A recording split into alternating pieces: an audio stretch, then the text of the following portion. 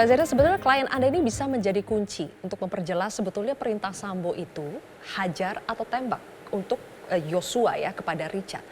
Klien Anda sebetulnya berada di situ dan klien Anda sebelumnya juga dipanggil oleh Verdi Sambo. Bagaimana menjelaskan soal ini Mbak Zena? Kembali lagi yang saya tadi jelaskan Mbak Sylvia, bahwa yang diterima atau didengar oleh klien saya itu hanya pertanyaan lah istilahnya ya. Kita sebut pertanyaan bukan perintah. Kalau perintah artinya dia tidak menolak dong. Harus ikut jalan terus, dan kalau perintah itu pasti akan dia tolak, itu yang pertama. Kedua, pertanyaan itu sudah lebih awal kata itu mau panggil, mau klarifikasi. Jadi yang dipikirkan oleh Ricky itu lebih ke panggil klarifikasi. Karena kata tembak itu kan setelah kamu backup saya, kamu amankan saya. Kalau dia melawan, kamu tembak dia ya. Dan ketika sudah ada di TKP, Ricky Rizal tidak mendengar Sambo itu perintahnya apa kepada? Tidak mendengar. Nah itu dia, itu menarik itu. Karena kalau Ricky mendengarnya kata jongkok, kalau misalkan jongkok iya kan mendengar ya.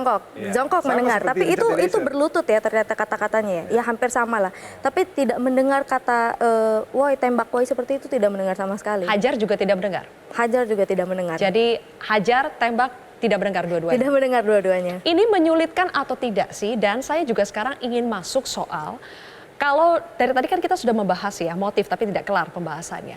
Motif, sebetulnya motif ada pemerkosaan atau tidak, itu penting atau tidak dalam perkara pembunuhan berencana ini? Dan apa implikasinya? Bisakah meringankan pelaku? Kita simak dulu pernyataan dari kedua ahli ini. Orang yang menggerakkan hanya bertanggung jawab sebatas apa yang dia gerakkan beserta akibat dari apa yang dia gerakkan. Yang bertanggung jawab sepenuhnya kalau seandainya orang yang digerakkan itu melakukan suatu perbuatan melebihi dari apa yang dianjurkan, maka dialah yang bertanggung jawab. Seorang melakukan perbuatan pidana karena diberikan perintah jabatan oleh penguasa atau pejabat yang berwenang, tidak dapat dipertanggungjawabkan. Baik, sebelum kita bahas bisa lolos atau tidak dari 340, Prof. Elwi, motif itu penting atau tidak? Baik, jadi dalam hukum pidana, kembali lagi saya ingin katakan bahwa perdebatan soal perlu tidaknya motif itu merupakan suatu hal yang sampai hari ini masih diperdebatkan. Ya.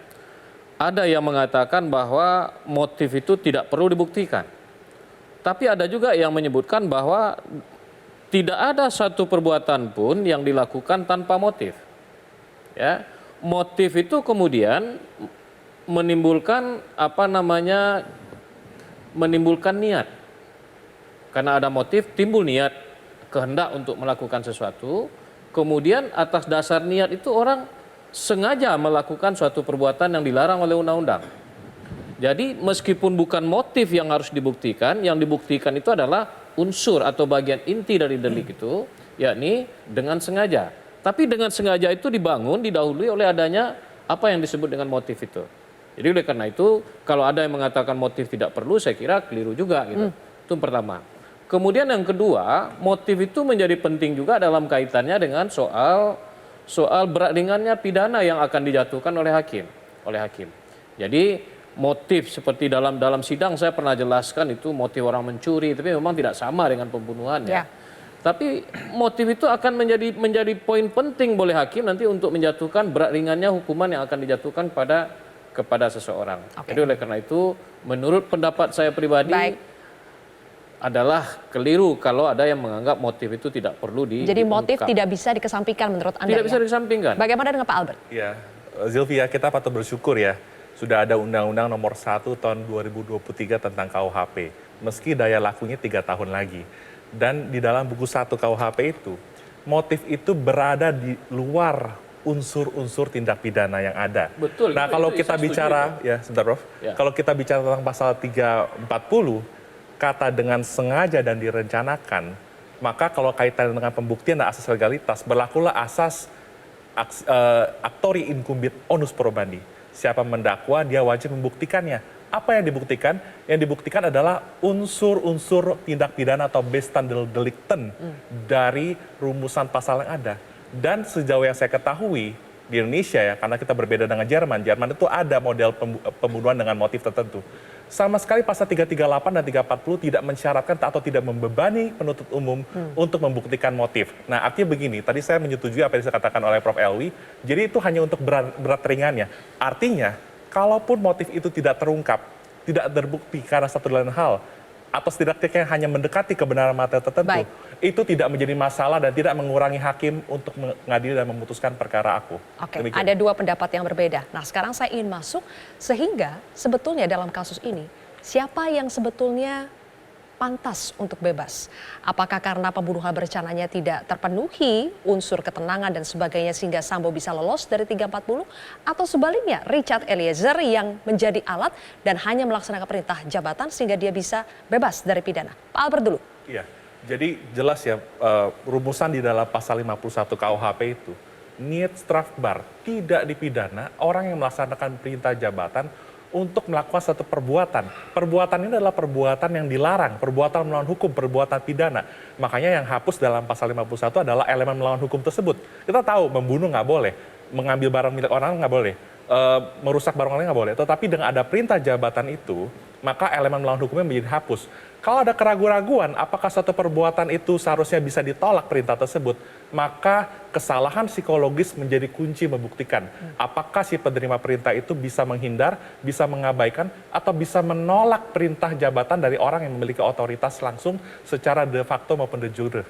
Demikian. Oke, bagaimana dengan Prof. Elvi? Sambo bisa lolos dari 340? Memang betul, perintah jabatan itu adalah salah satu apa yang disebut dengan alasan pembenar, yakni alasan yang menghilangkan sifat melawan hukumnya perbuatan. Akan tetapi harus diingat bahwa ada syarat-syarat juga yang harus dipenuhi untuk bisa diterapkannya pasal 51 ayat 1 KUHP itu. Antara lain adalah bahwa perintah yang dilaksanakannya itu memenuhi kepatutan apa tidak? Baik. Memenuhi kepatutan apa tidak? Kemudian yang harus diingat juga ada sebuah peraturan Kapolri nomor 14 tahun 2011 kalau saya tidak salah itu tentang kode etik polisi, kode etik.